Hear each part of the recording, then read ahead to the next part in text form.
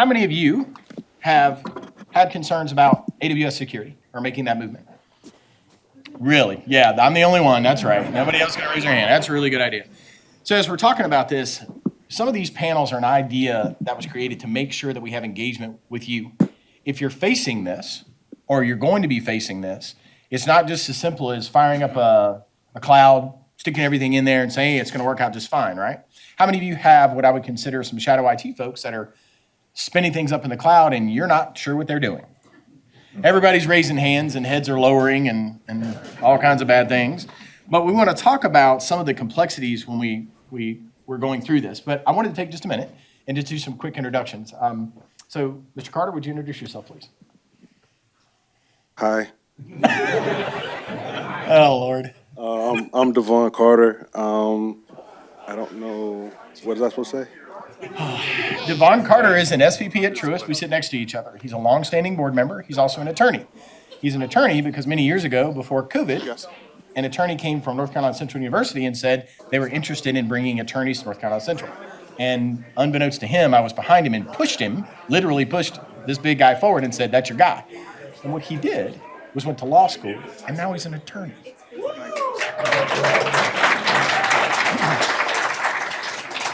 So, So if you yes, can't introduce yourself, I'll take care of it. So yes, you should blame Rob. Blame me. I'm all right with that. All right. Please. Hi, everybody. My name is Ed Wilhide. I am Vice President of Cloud Security Development at Viavi.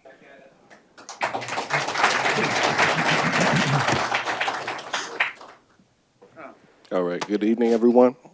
Good evening. My name is Brandon Rooks. I am a senior I'm a senior cloud security specialist at AWS. I've been with AWS about 4.5 years, and I work with customers on proactive security enablement for their cloud environment. So really good to see everybody.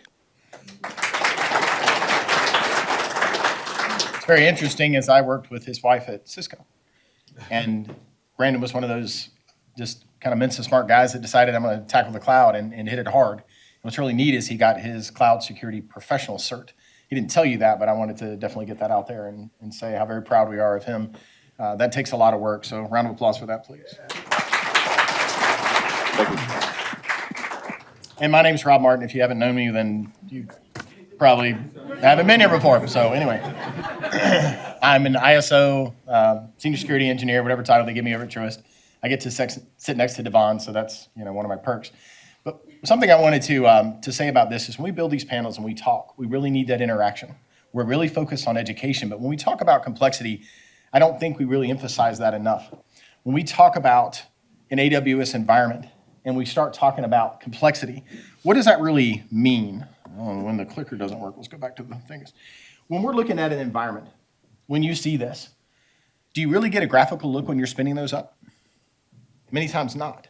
You're spinning things up in a vacuum, you're firing them up, you built the environment, you deployed what you had, but do you see all the interconnects, how it's interacting, how it's working? I think sometimes we take that for granted. Well, let's go a little further. What if you had a dozen? Does that graph start to, those images start to hurt your eyes with all the interconnects? How many of you are dealing with interactions between on-prem and AWS and the complexities that go with that? If you're not raising your hand, then you're probably dead. I don't know.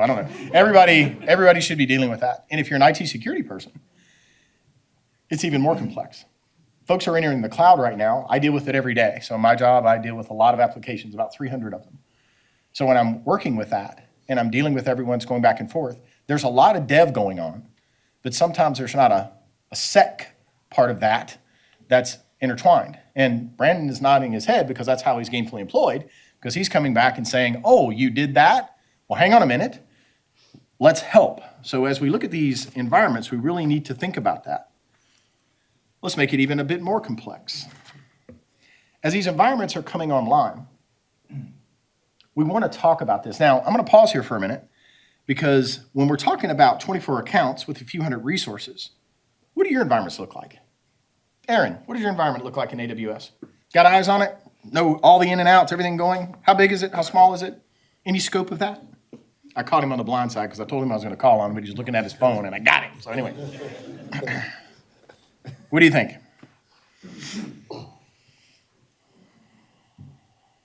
I got him flat-footed. Okay, we're shifting.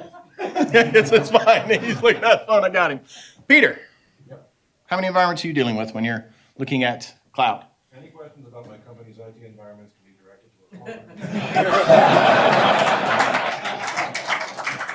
And then now we get to smart aleck in the room. We'll just use general questions. That sounds like a legal answer. You need to be Yeah, up I know. here. I know. You're killing me, Smalls. Complexity. I know that, but complexity. Tell me about complexity. Is it something that you're dealing with when you're working with these environments? Yes. Good. That's a great question. Answer that one right off the head. Anybody else? Are you dealing with this? What are you facing? How many environments are going up and down every day? What does that complexity look like? And here's more important. Can you see it? What sort of tools or eyes do you have on it? How many of you are AWS certified? Kick a hand up. There's not enough people with hands. Well, you don't count because you're AWS. My point is that sometimes we're entering into these environments. Phil, you dealing with the cloud?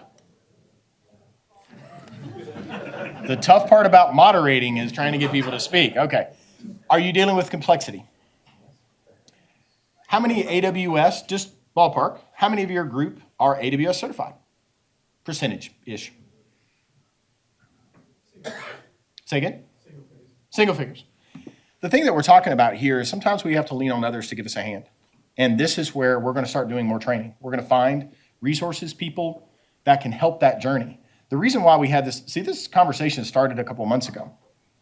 The reason why we wanted to do this is we wanted to start saying, what does it really mean about the responsibility? So I'm gonna pitch this over to Brandon, because when we start talking about responsibility, what happens? Anybody noticed an incident that occurred LinkedIn here in the last little bit? No, nobody noticed that.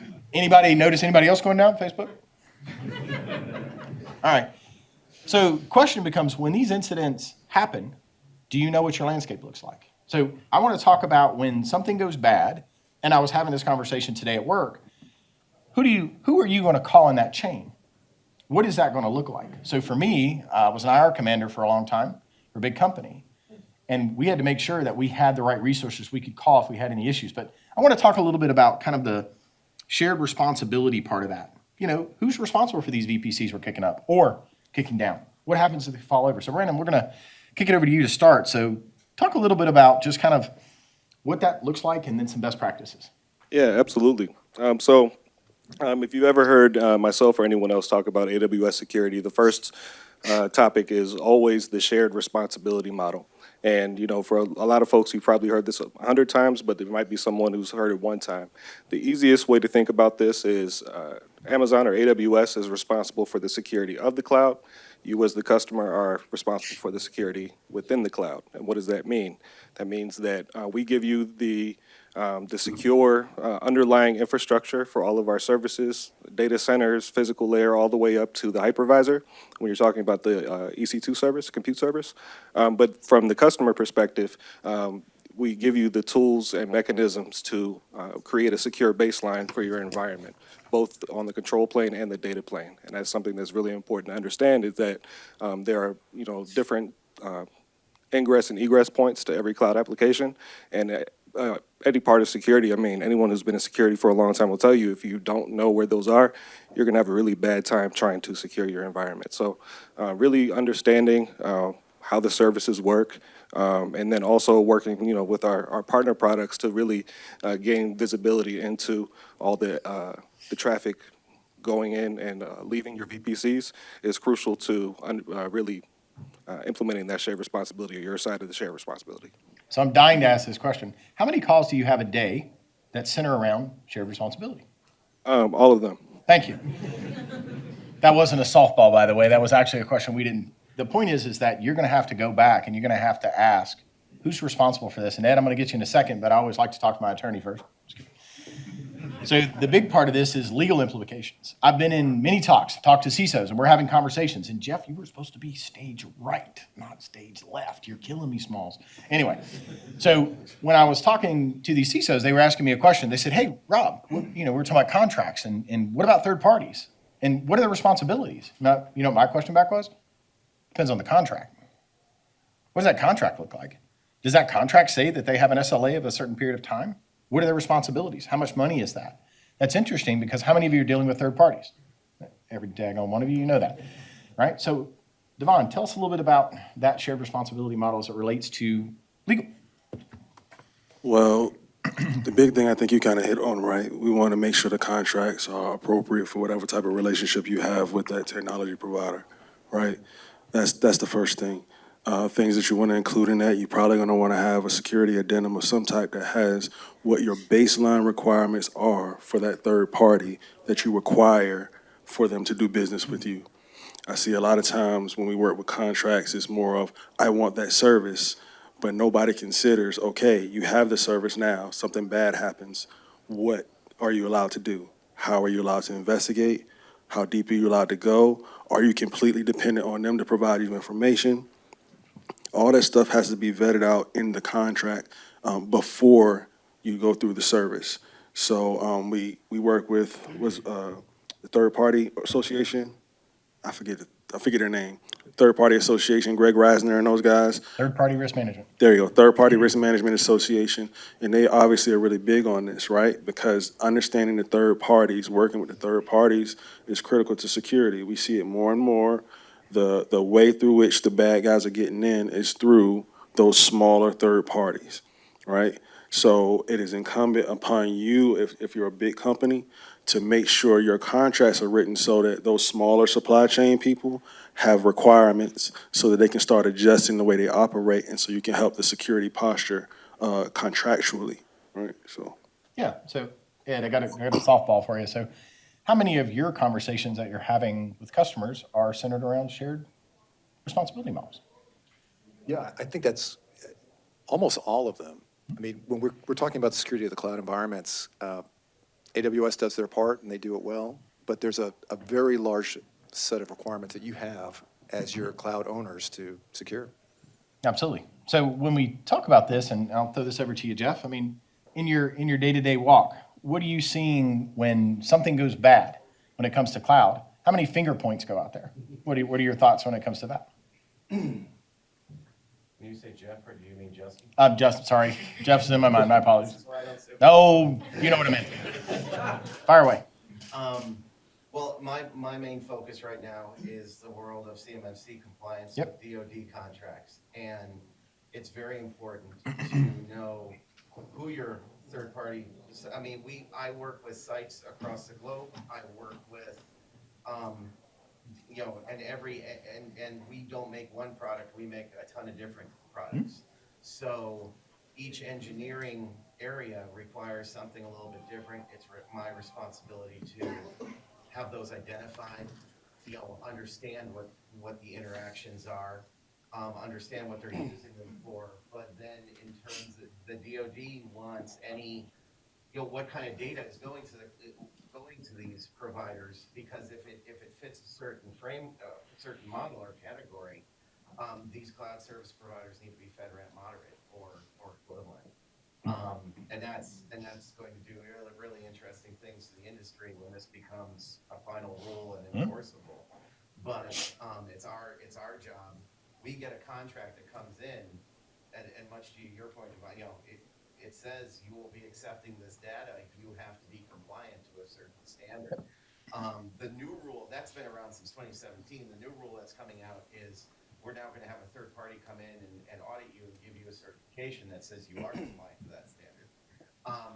So when that assessor comes in, we need to be able to say, these are our third parties, these are our, and the contract language really divides it into external service providers, which could be, anybody not cloud, and then cloud service providers. And we need to show them those shared responsibility matrices.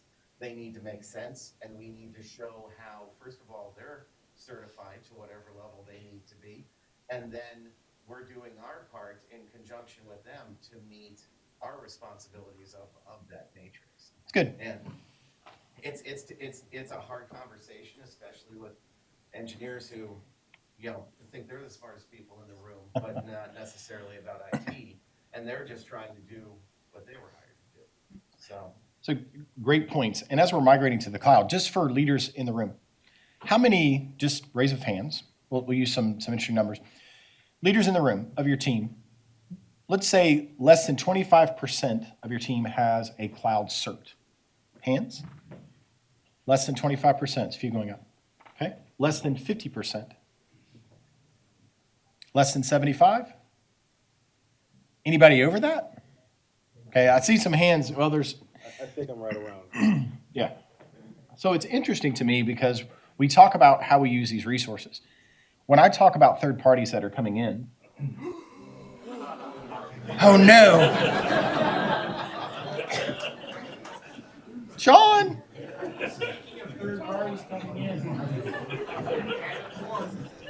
Anyway, Sean will fix it.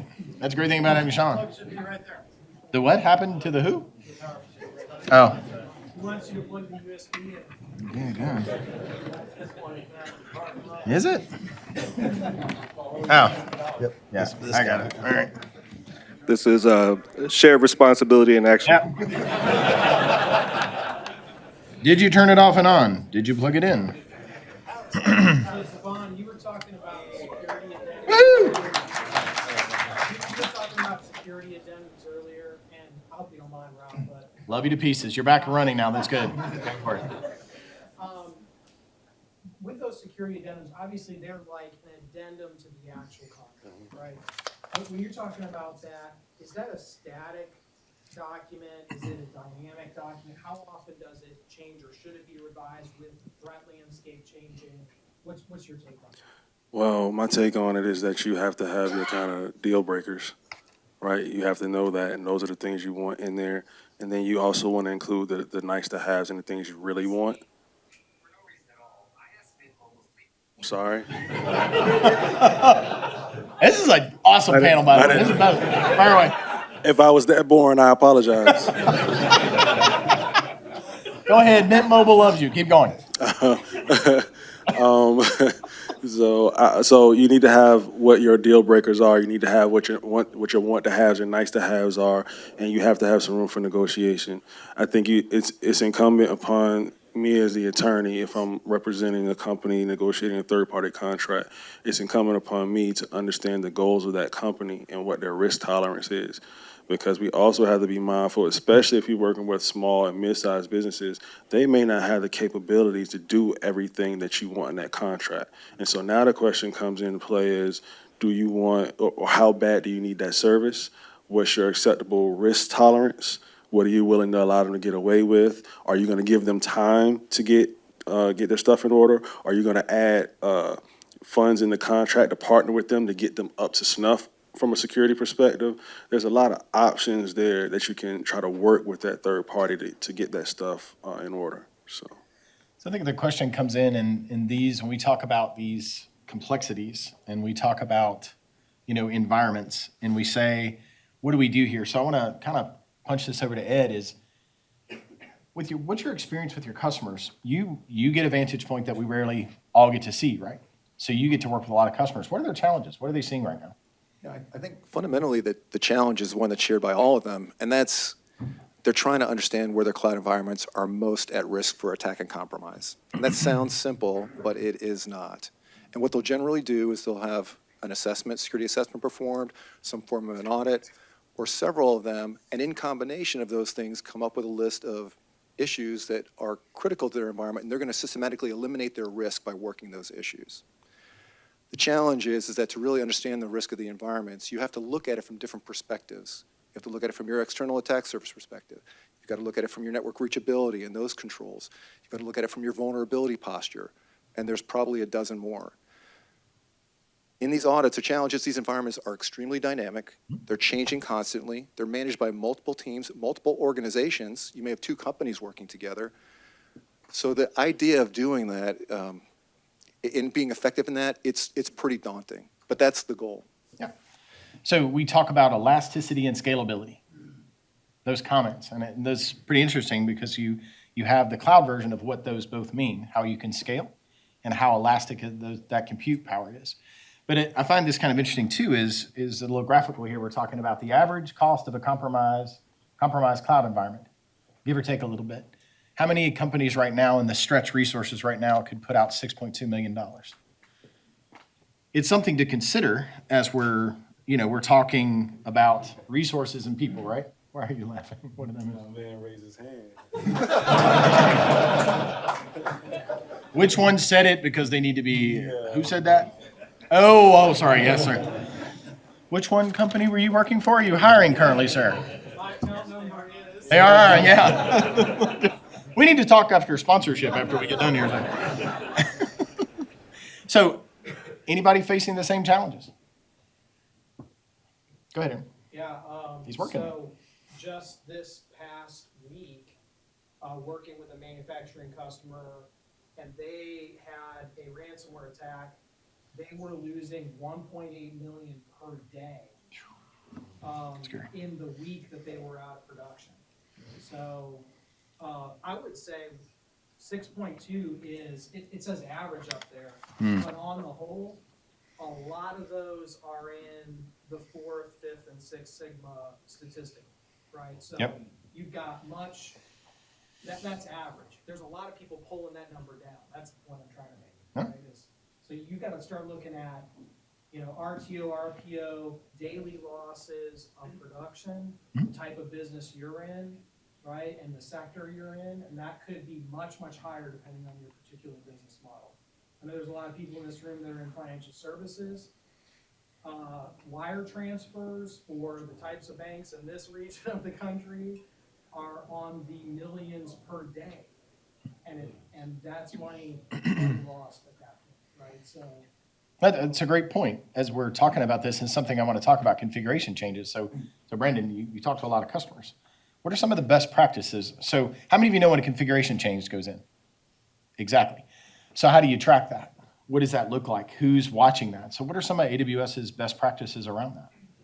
Well, I think it goes back to understanding your environment and really understanding your workloads, right? So in traditional IT, you have the concept of change management, where when I say traditional, I mean the on-prem world that I came from. Most folks in this room probably came from.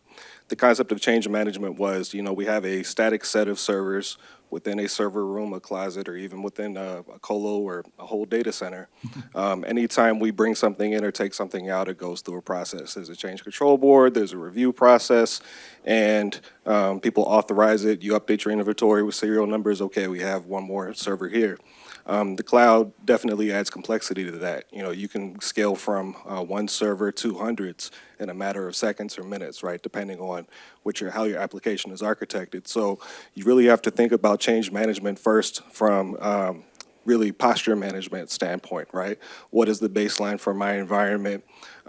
What resources is my application using? And then how do I monitor to make sure that I understand any deviations from this baseline? And then how can I leverage automation so that when someone is making a change to the environment, whether they're deploying new resources, whether they're deploying new policies through IAM, how do I incorporate change management into that CI/CD process so security is not a gatekeeper? Because if security is a gate, people will find a way over it, under it, or around it. So you have to find a way to incorporate change management and security into those pipeline processes.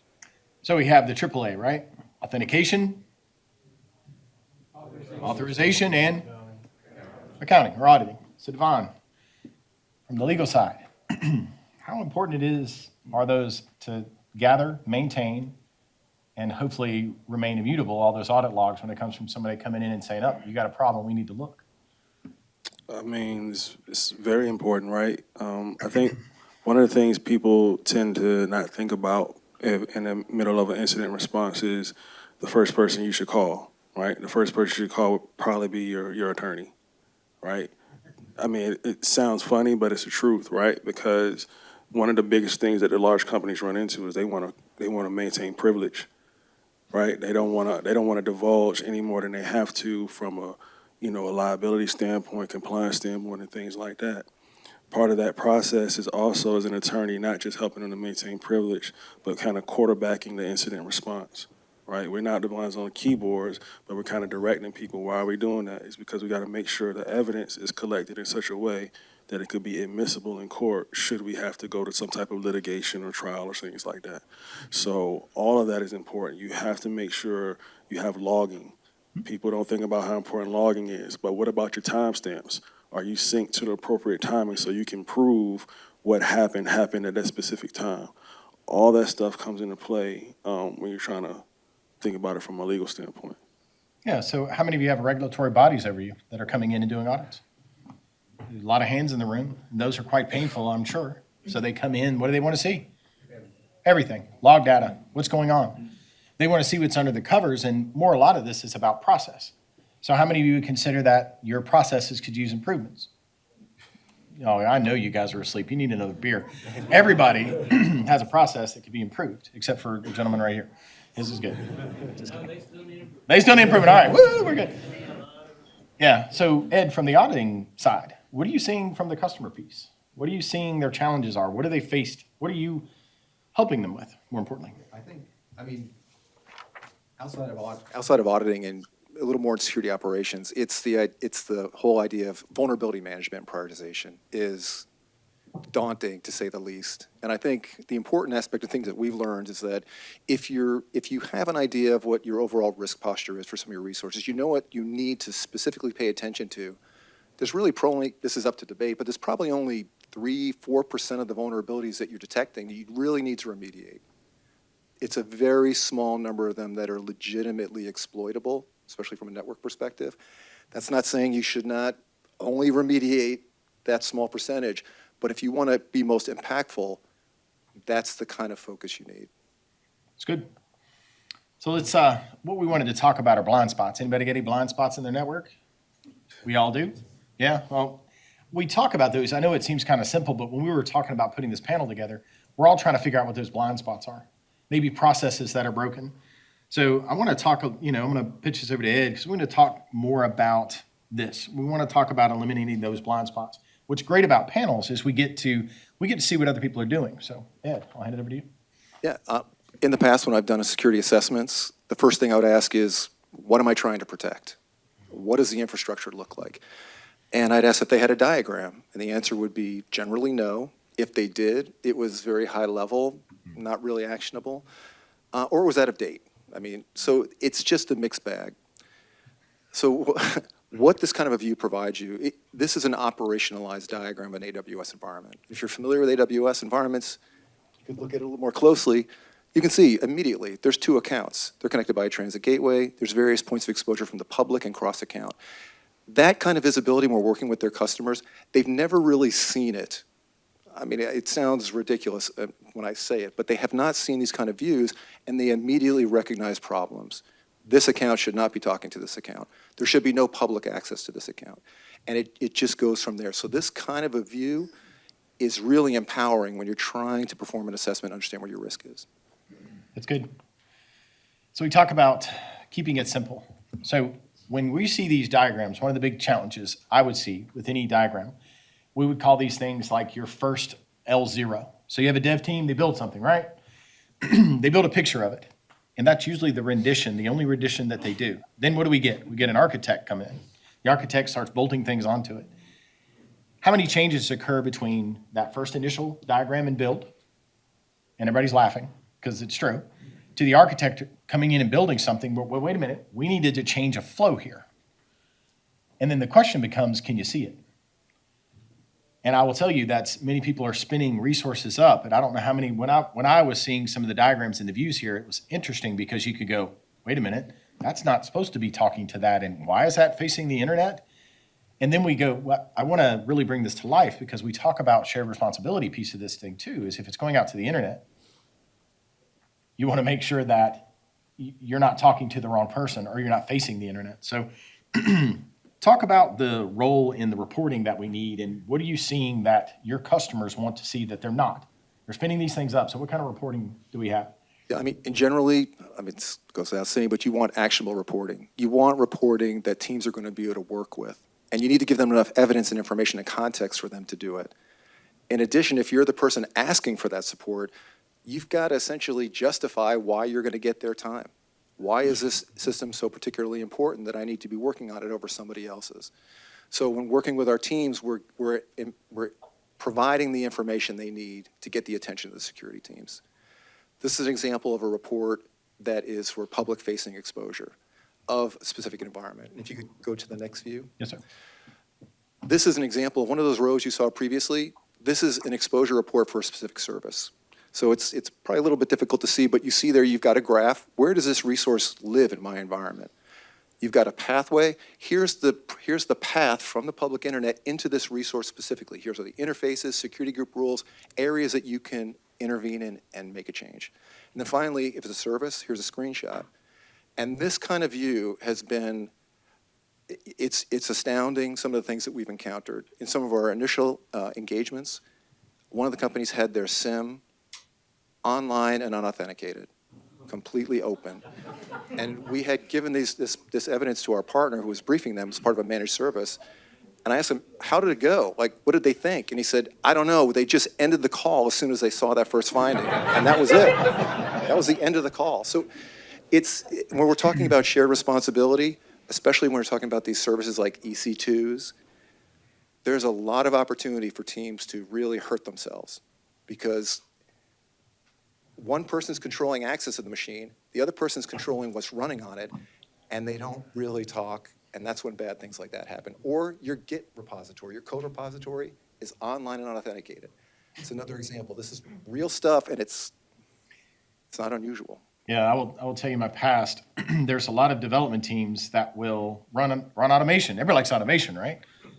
But what happens when automation does something really horrific, like takes a page and makes it public that has prod usernames and passwords on it, and it takes 4 months to fix that? And you're like, holy crap, how does that happen? Well, I'll tell you how it happens. It happens when somebody's pushing a button and there's no oversight and there's no auditing. And I will tell you, here's something I know about myself. I don't know everything. I know that surprises you, but I don't. But I tell you what I do know is I can go find the people to help. Devon and I sit next to each other at work. How many times do we bounce things off of each other? Or how many discussions we've had like, hey, you know what? We need to have a discussion about our cloud environment, or we need to bring these smart people in to have discussions with us. It's okay to kind of crack the shell a little bit and let folks come in under an NDA so you can say more than what Peter said. But you can come in and say, we need your help with this. I guess what we're wanting to do with these panels and our continuing education is to bring people back and help you with this. If you're not seeing it, then allow people to come in and give you a vantage point. So I know we're gonna pivot a little bit. Well, let's talk about, and Ed, help us with the automated prioritization, please. Yeah, I think in order to really operate in this kind of environment, you need automation, of course, and you've got to really assess that risk in a systematic way. And on this little view here, you're seeing a set of resources that are highly exploitable for network vulnerabilities, and they've got a specific level of exposure, public, cross-account, whatever it happens to be. These are the different resources that demand your attention and to look at them immediately. And generally, customers will use this. If they're looking at the vulnerability of it, they'll generally treat these as high-priority patch targets, and they'll just go through and systematically work through these. These are the most impactful findings, the ones that are most likely to improve your security posture. So Brandon, how many times are you working with, right there, almost, how many times are you working with a customer that has automation, they're so proud of their automation, and it's completely wrong? And he's laughing, good, all right, so it's a good question. It's a great question, right? I think one of the common things that I see is that, and I think you hit on this, the team that built the automation is not the team that leverages the automation, is not the team that audits the automation. And there's always, when you have those types of disconnects, there's always an opportunity for a threat actor to exploit, right? So when we talk about leveraging automation in order to scale yourself, because the reality is that, as security teams, as security practitioners, we're always going to be outnumbered, we're always going to be outgunned. That was an old Lawrence Fishburne movie I was a huge fan of. So leveraging automation is crucial, is really important, but making sure, to Rob's point, you understand what that tooling is doing and having different types of checks. The other thing is that we talk about continuous monitoring in the cloud environment. It's really a flywheel, right? Because as soon as someone makes any type of change to a line of code, whether it be in a CI/CD pipeline or a script that you're running, from a local laptop, that is a deviation from the norm. So being able to go through and continuously review these things. As I mentioned before, in the cloud, one of the things that kind of struck me at first was there's this term called cattle, not pets. And what does that mean? We treat the servers or the instances as more disposable. So from a security standpoint, this resource ID may exist today, it might not exist 10 minutes from now, right? If I run my vulnerability scan in a static way at the wrong time, I'm not going to even see what happened there because it's a snapshot in time, right? That's really a failure of automation because it's not capturing the true essence of the environment. So examples like that are really ways to really understand the processes that you're using. I mean, yeah, use automation, but don't trust it blindly, and always audit it and always look to improve it. Yeah, so and I'm going to kick it over to you, Devon. So there's three types of people: watch it happen, make it happen, and wonder what happened. So when you're dealing with IR or you're working with any type of pipeline, feel free to use that anytime you'd like, please, is you want to think about if you wondered what happened, you're having a really bad day. And as we're handing these batons and we think about this automation, we really have to consider that and the impact it has downstream. One push button could impact a year worth of work, bottom line, money, to Aaron's point, millions of dollars. And we have to have those smart people. Devon, you were going to make a point, sir. I wasn't even gonna make a point. I was gonna ask this young man a question. Fire away, sir. So I'm looking at it. Hold your mic. Oh, I'm sorry. My apologies. So I was looking at this and I was trying to figure out what is the scoring based on that's identifying these vulnerabilities and that's ranking them. Yeah, so those risk scores, you know, you've got something called a CVSS score for CVEs. So in this case, let's say there's an instance in a test environment, has no public access, it's got log4j. That's kind of like, okay. Now you've got a production instance, it's publicly exposed, that has log4j. That's clearly a higher priority, a greater risk. So you use different factors to really determine that risk, one of them being exposure, another one being the CVSS, and where it fits, what's its purpose in your environment. And the tool does that automatically. Okay. That's correct.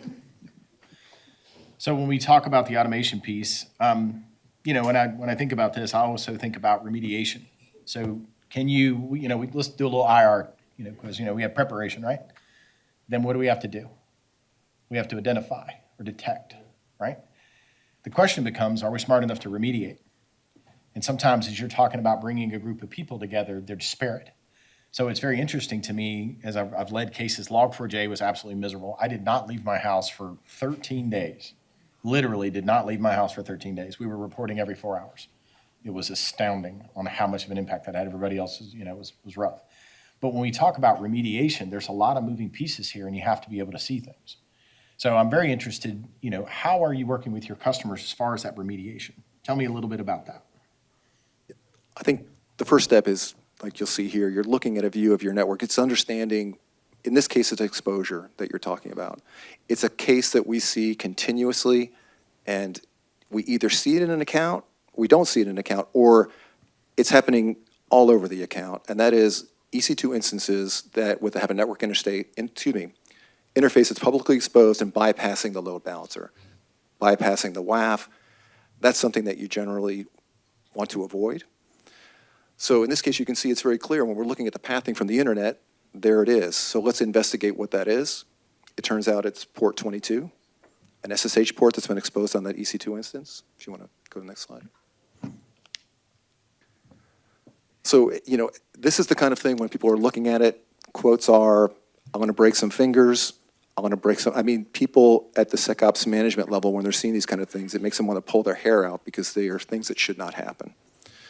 So in this case, you're looking at this pathway, and on the right-hand corner, there's a path of all the different devices or resources that this path goes through. Interfaces, security group rules being one of them. In a case like this, people will either just close out the security group rule, or in more drastic cases, they may just completely decommission the resource. They've got other options, but first and foremost is just visibility. Well, you know, in our last panel, we talked to Chuck Hessler. He talked about his entire environment being in the cloud. So we talk about visibility, and he has a lot of eyes on it. You know, the team must be able to see what's going on. I think a lot of times when we're having these conversations, they don't see it. They don't have graphical or visuals or ways to see what those flows look like. And in the world we live in, is we talk a lot about how we're going to deal with this. So if you identify, even if you can see can you see the problem? Or are you just leaking information out and somebody's taking it, and then you get surprised later when they tell you, hey, thanks for that port being open. Congratulations on that one. You owe us, you know, this amount of money. Aaron, were you going to say something? Yeah, I think it's worse than that. I think 80% of businesses are small and medium businesses in the United States. These are businesses that do not have logging on their firewalls for allowed connections. These are businesses that do not have SIM solutions. They don't even have log management solutions. Yep. They're not, they may not even have, they don't have an EDR, let alone an XDR, right? So it's not even as bad as being able to visualize the data. Yep. As it is, the data's just not even there. It was gone 24 hours ago. You know what I'm saying? Yep. So, I think it's great to be able to visualize things, but the problem is much, much worse. than I- the overall. Yeah, I agree. And something Not we, to criticize what you were saying. Just No, to it's- not understate what- my point is most people don't know what their flows are. When I look at a network diagram and I'm working with an architect, I'm like, which way are your arrows pointing? Are they bidirectional? Are they unidirectional? Is it mutual TLS? Is it one-way TLS? I mean, these are questions I ask and they're kind of looking at me going, I don't know. And I'm like, well, we kind of want to know this. You know, these are things we need to see. So from the graphical part, I agree. Many small and medium-sized businesses are like, stick it in the cloud. Let's lift and shift. Yeah, let's lift and shift, use big words. But then when they get there, they're not taking the advice and saying, did you get someone who knew more than the person that you thought you hired that could handle this? And then AWS has an entire practice, and it's wonderful that they're coming in and solving problems, but they're coming back and saying that, you have to have people that are smart to help you do this. And this is where when I come in, and if I'm not afraid to say, hey, I don't understand that. That's okay. Go ahead. Well, that's a huge issue.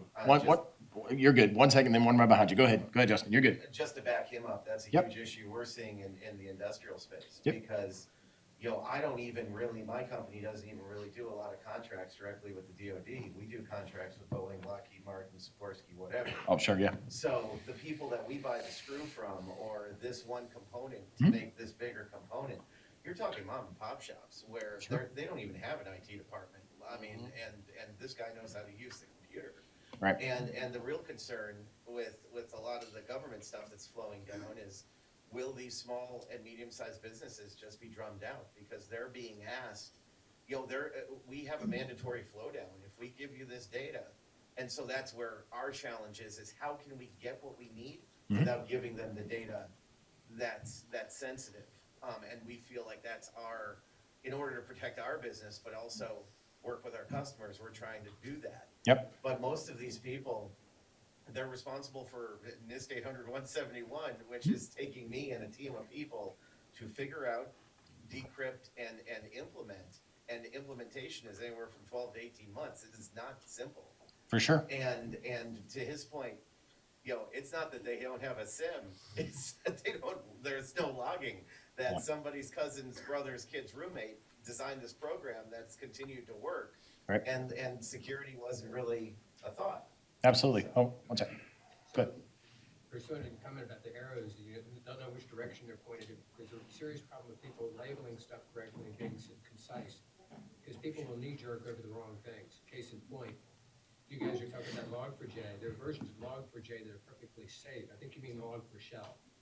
Well, the version of Log4j that we were dealing with, and there's quite a few different versions, or Spring, or whatever we were dealing with. But the overall encompassment point of that was sometimes you don't have visuals to what's in there. So that was labeled as a Log4j issue.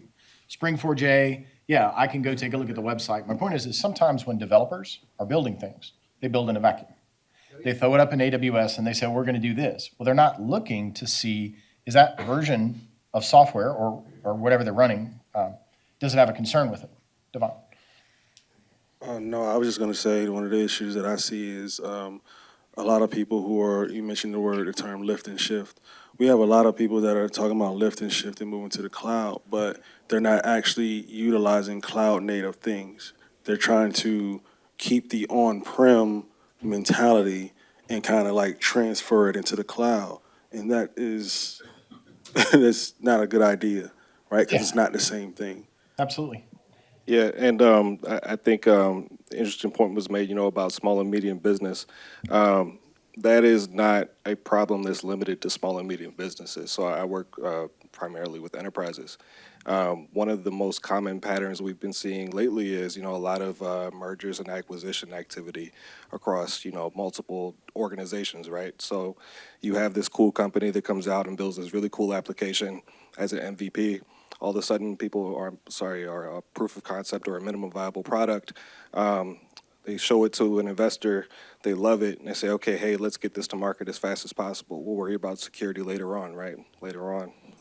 Typically doesn't happen. So what happens? You reach a point of, point where you get really popular. A large organization comes in and says, hey, I want to pay you $1 billion for that. Okay, great. You fold it in. Hey, you're in the cloud. We're in the cloud too. We'll bring you in. We'll manage you in our environment. Well, you've inherited the technical debt of that smaller application, and you've brought it into your trusted environment, and without the visibility to even understand what it's doing. So you start to set up these federated trusts. You start to peer VPCs, single sign-on, things of that nature. And if you don't have, we're talking about eliminating the blind spots, you might have a good cloud governance model for the things that you built and developed.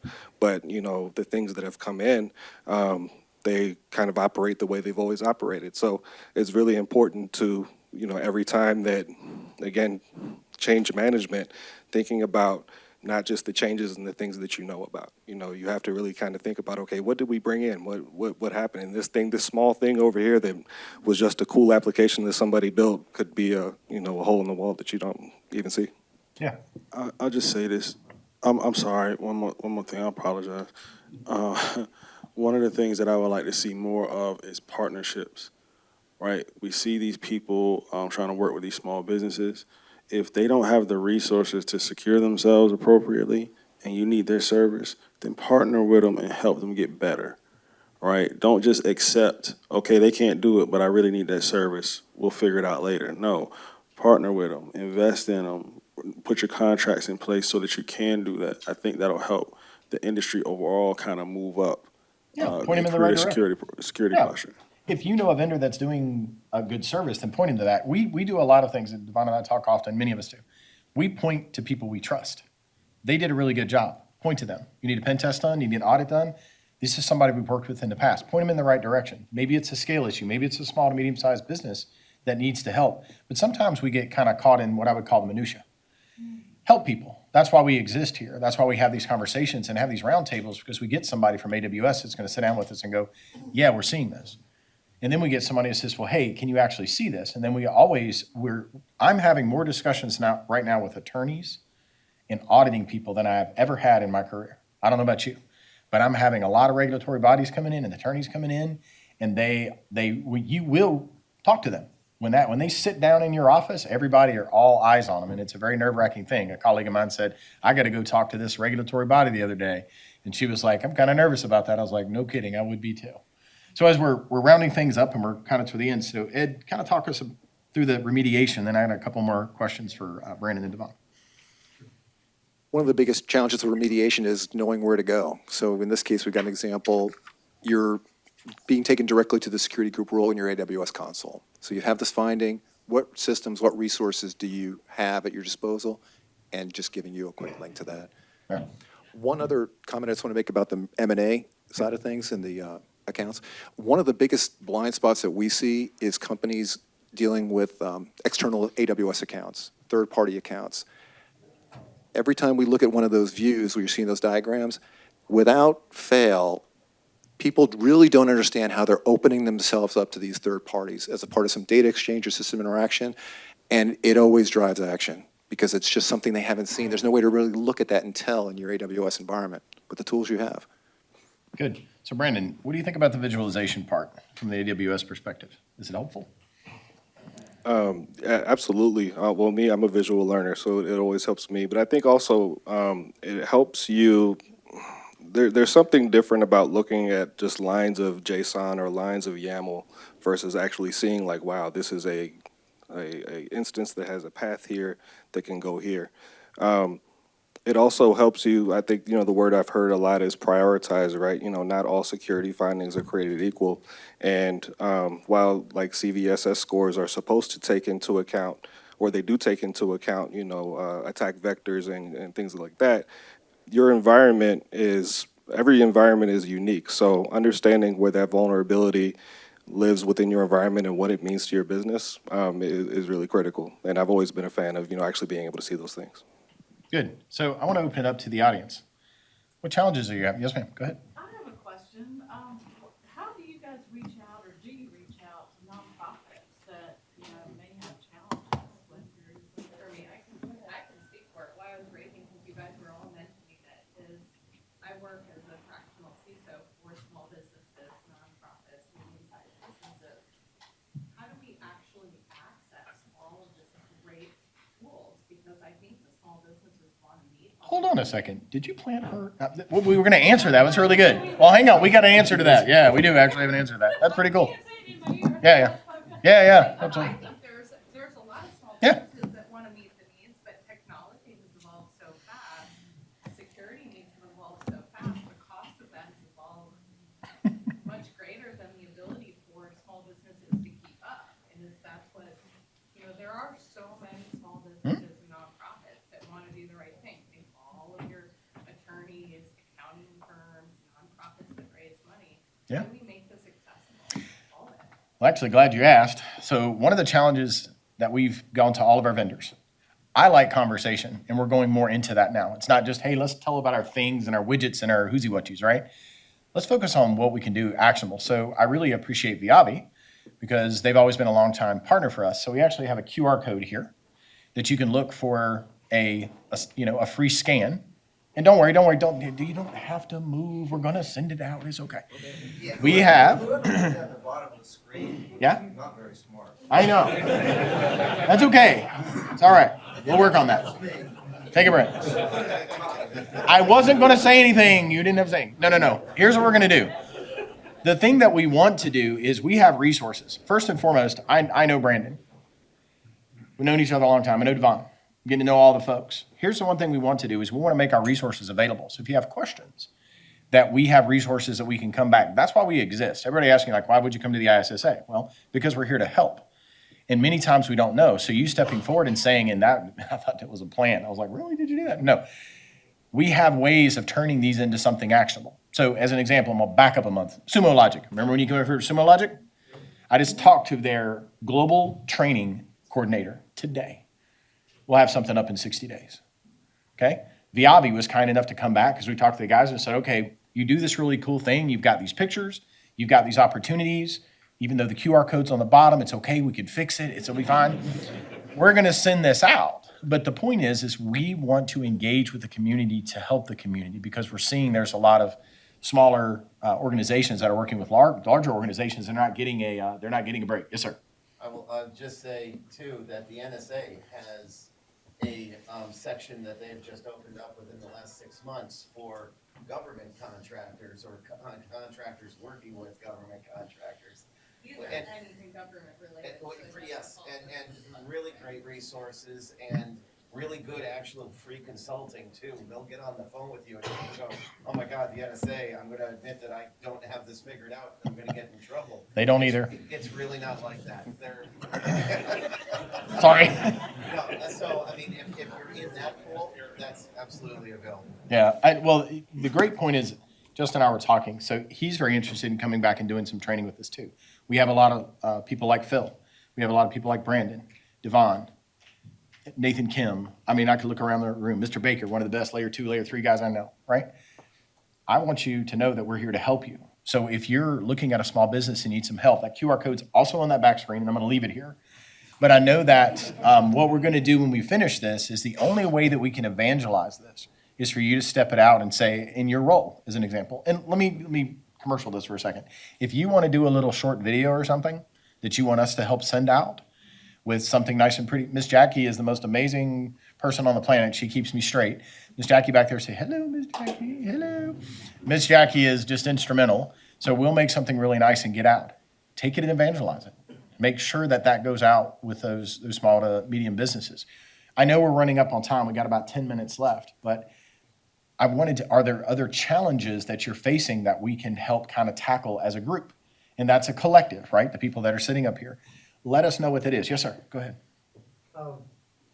One of the things I would see was, and I would work for a large company, was that the standard server images provided by one of your competitors the catalog was rife with insecure standard server images. And we wanted our DevOps teams to use standard server images, so then we brought it in-house and tried to create them ourselves, and we couldn't do any better. And even if we could, the day we release it, it starts to become insecure through accumulated vulnerabilities. Have you seen any good practices from other companies about handling that? Yes. So CIS, Center for Internet Security, they actually, have the CIS benchmarks for hundreds of different technologies, including AWS. What they also do is they have pre-hardened images that are available on the AWS marketplace. So that's something that I tell customers, like, if you need a secure baseline to start, that's a great place to start, is, something from a trusted organization like that, right? But, I think the old saying is trust but verify, making sure you have the mechanisms in place to validate that baseline is what you think it is. And that's where you look at, some of the AWS native tools and some of our partner tools, a lot of great open source tools. So there's one out there right now called Prowler. It was written by a person who used to work at Amazon and then he left. So it doesn't, I guess my point is, it doesn't have to be expensive. The other question I think you asked is, how do we reach out to like nonprofits and small businesses? So the thing I love about AWS is most of the core critical security training is absolutely free. So if you go on aws.amazon.com/training, or even on the AWS security portal, there's something called the cloud security curriculum, which is just like a really great, I think, like 8-hour course of just like the foundations of cloud security. Another great cool tool is called CloudQuest. So if you're like a gamer like me and you like more like interactive type environments, that's a really great way to learn about it. But I think that, back to the original question, finding a source that you trust for that baseline, and then, learning how to use the tools and the mechanisms to validate it. That's really the key of it. And make sure your implementation plan is good too. You could take the most secure box and set it down there in a terrible environment, connected to something it's not supposed to be in an insecure manner. This is the part where we want to lean on our services. So I know we're finishing up. I just wanted to catch just a minute per panelist. Just take just a minute and just kind of round us out on some of the things that you think are important takeaways. So Devon, I'll start with you. All right. I'll say the big thing is don't be afraid to negotiate in your contracts when you're working with these third parties, right? The first answer doesn't have to be the final answer. Work with each other. There's going to be some give take, but understand what your non-negotiables are before you go in, right? You want to make sure you understand what you will allow, what you can bend on, and what you just can't bend on, and be willing to walk away. That's the biggest part, right? Be willing to walk away. So That's good. Ed? I think it's really important just to understand what you need to protect in your environment. I mean, with the limited resources everybody has, you just can't cover everything. So you just need to be laser focused. And if you ever figure out how to deal with that vulnerability issue with third party, please let me know, because we deal with that all the time. It seems impossible. Can be arduous. Brandon? Despite our best efforts, breaches happen. So have a plan and test it.